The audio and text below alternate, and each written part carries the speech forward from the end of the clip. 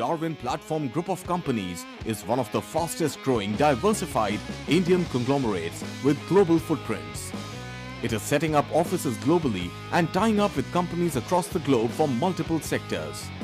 The company has ventured into real estate and construction, stockbroking and finance, arms and ammunition, mining, airlines and many other sectors.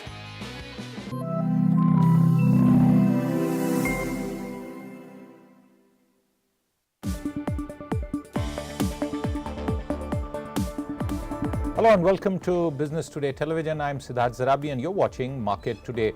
We are joined now by Anant Nahata, the Managing Director and CEO of Exicom Tele-Systems, a company that is going public, EV charging business. Anant, welcome to Market Today. Before we start and get into the details of the IPO, a quick detail on what are your current business profiles and products, and where does most of the revenue come from? Hi Siddharth, good to meet you again and thank you for having me here. Exciting time. Exicom is going for IPO. Our business is structured within two business units. First being EV charging, where we develop, we are a technology company and a manufacturer.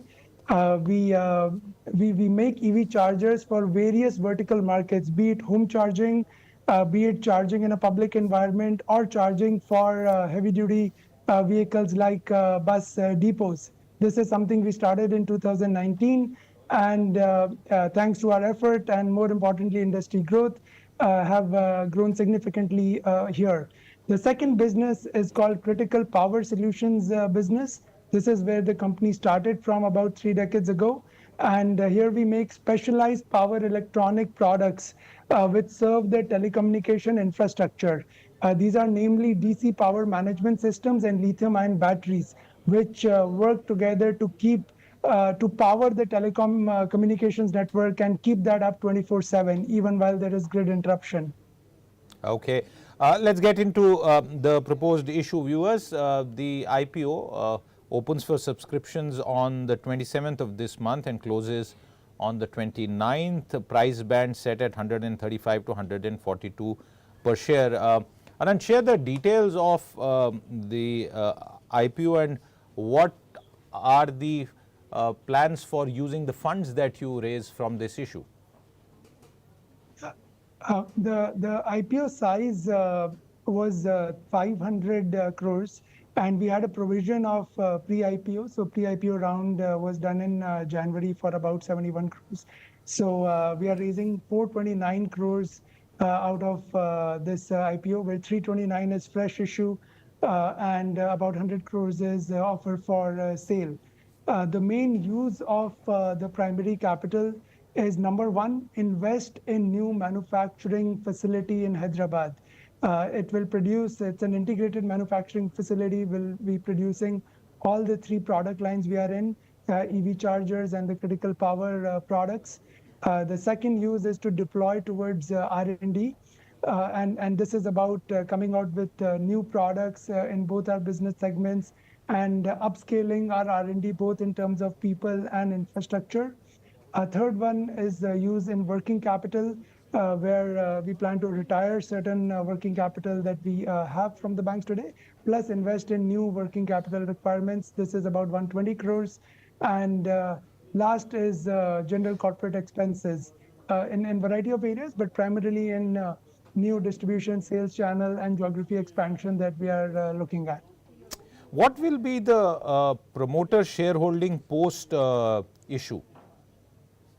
So, before the IPO, the promoter and the promoter group companies owned about 92% in the company. Post-issue, this will be approximately 70%, between 69 to 70%. Post-IPO, what will be the debt profile? We do not have any long-term debt in the company and have only short-term working capital debt. So after the IPO, where we plan to retire some of that short-term working capital debt as well, we'll have a pretty healthy balance sheet. Anand, let's talk about the overall EV ecosystem. Clearly, we've seen that take off, but there is the spread of the business and the growth in some of the verticals is perhaps not been what was expected, but equally other verticals have done better. What's your overall sense about the EV ecosystem in India and the likely growth that we are expected to see? So in the last 4 years, a lot of growth has taken place, and it takes that tipping point for consumers and masses to realize and to feel that growth.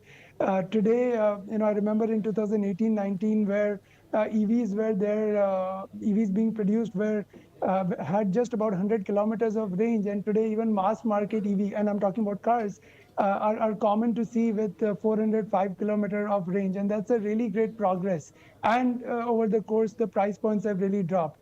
As a country, I think as a country, India is selling about 100,000 electric passenger cars a year, which is about 2.5% penetration in the market, and there is huge growth which will happen once this hits 10%, 15%. There are about 25, and this 100,000 is almost double of what was sold last year. And as per so many media reports, releases, different OEMs, the foreign car makers, Indian car makers, all have very aggressive outlook in terms of their spend and product releases in the EV segment. And same is the case with buses, where there is a lot of push from the central government, state governments to electrify public transportation. Two-wheeler, three-wheeler is a category where we, as charging manufacturers, we don't focus on a lot, but that has grown significantly to about 1 million two-wheelers, which is about 5% penetration being sold in the country. So this is the time we need more players in the industry, whether it's auto OEM, other part of the EV ecosystem, and including charging manufacturers. Today, there are few players educating the market, and if there are more players putting more charging stations, which gives more comfort to the customers to buy more electric cars, which creates further demand for charging stations. That's the kind of flyback loop that we are looking for as an industry. And I took an example of charging. Same is the case with other components of the ecosystem. So I'm upbeat about it. How large is the overall market currently, and what kind of growth do you see in value terms for the overall sector, the charging sector? Sure. So as per CRISIL report, in 2024, the market is expected to be 1,200 to 1,300 crores, and this is divided between residential charging, fleet charging, bus charging, and public charging.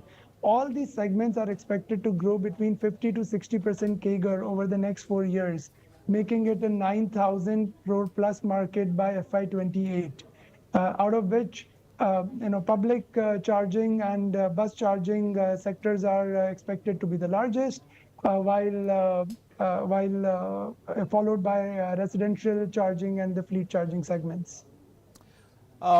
In terms of your customer profile, as I understand, the critical power business contributes over 50% of your revenue. So give us a sense of that, and what are your plans in terms of broad basing the customer base?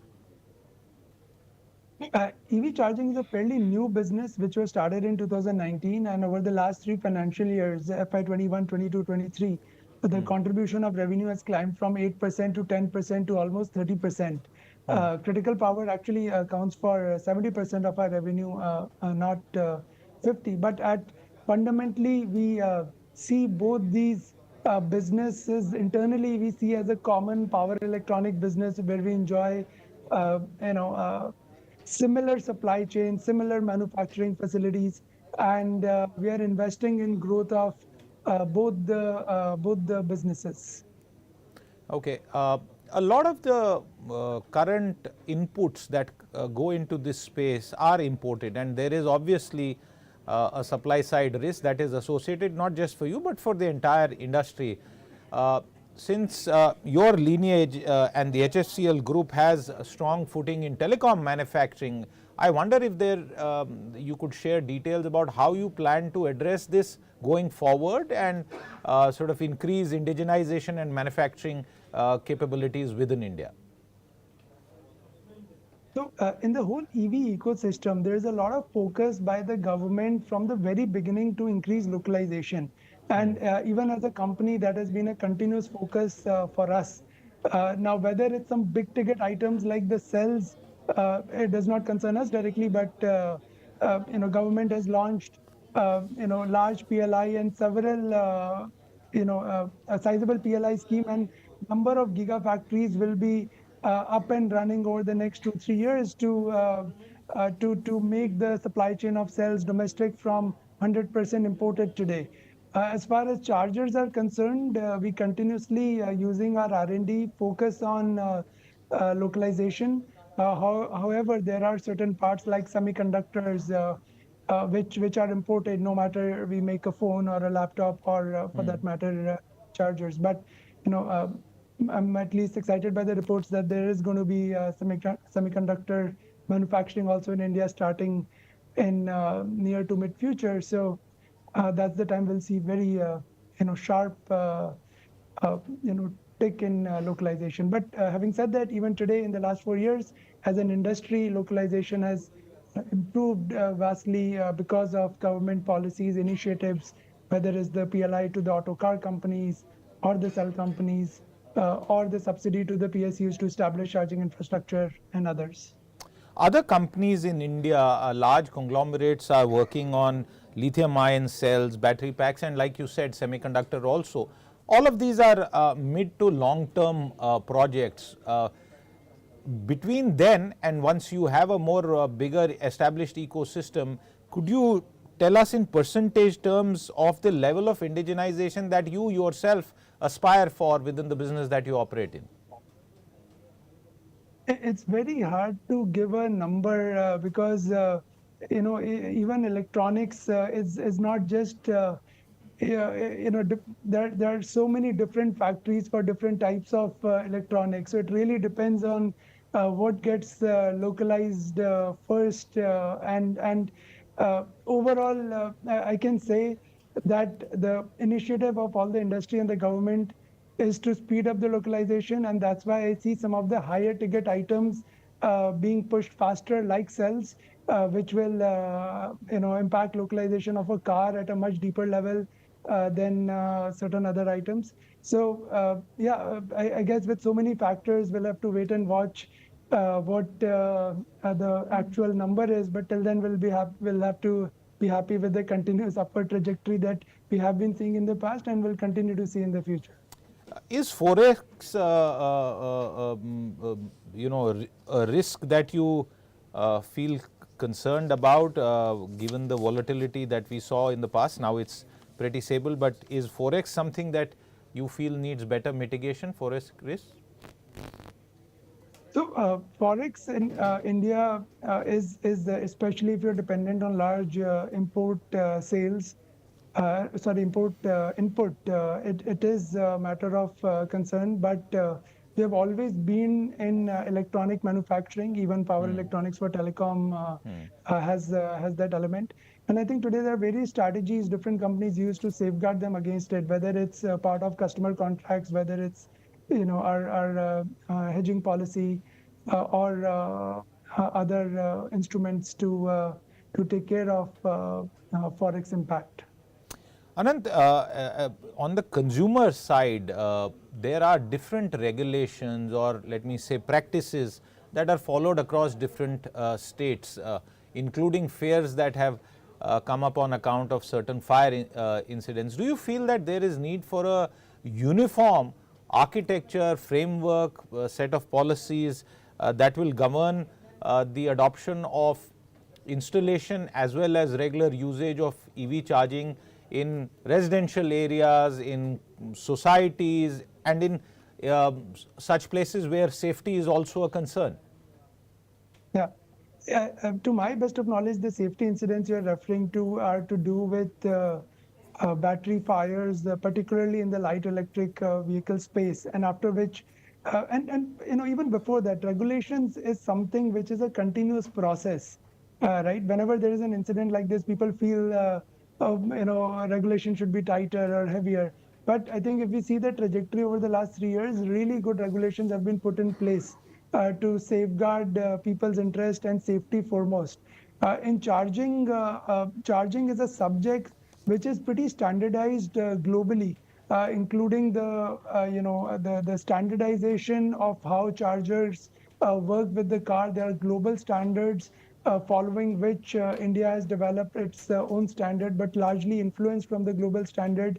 And charging in four-wheelers all the way to buses has been reasonably a very safe thing over the years as the industry has progressed. So at least from a charging perspective, I don't see this as a concern. Having said that, when I say it's not a concern, it's a very important aspect. So when we develop products, safety is number one priority.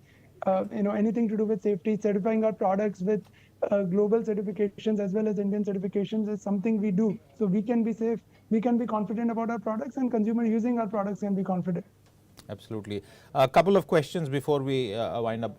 One, offer our viewers a sense of your revenue expectations in the medium term, and what kind of profitability are you aspiring for? So,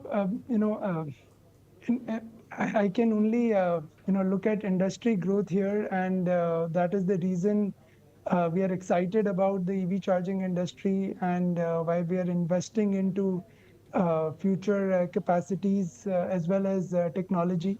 So, as I mentioned earlier, this industry is expected to grow at 50 to 60% CAGR, and the telecom industry, which is a more mature industry but a much more bigger industry, is expected to grow at about 8 to 12% CAGR for our products at least. And that is looking at that industry growth, we are investing this fresh raise into R&D, manufacturing, and other areas of the business. Okay. You are hitting the market when they are at all-time highs. What's the sense that you are getting from your bankers with regard to the prospects of the issue? Well, we didn't time the, our intention is not to time the market. IPO has been in the works, and we've been working at it, and it's good if it's good for the company if the timing is good. So rest, I think we'll find out in the next 3-4 days on how everything goes. Absolutely, Anant, and we'll touch base with you again once the issue gets underway and closes. All the very best. Thank you very much for your time. Viewers, with that, it's a wrap on this. We'll be back with more. Back with you after just a very short break. Stay with us.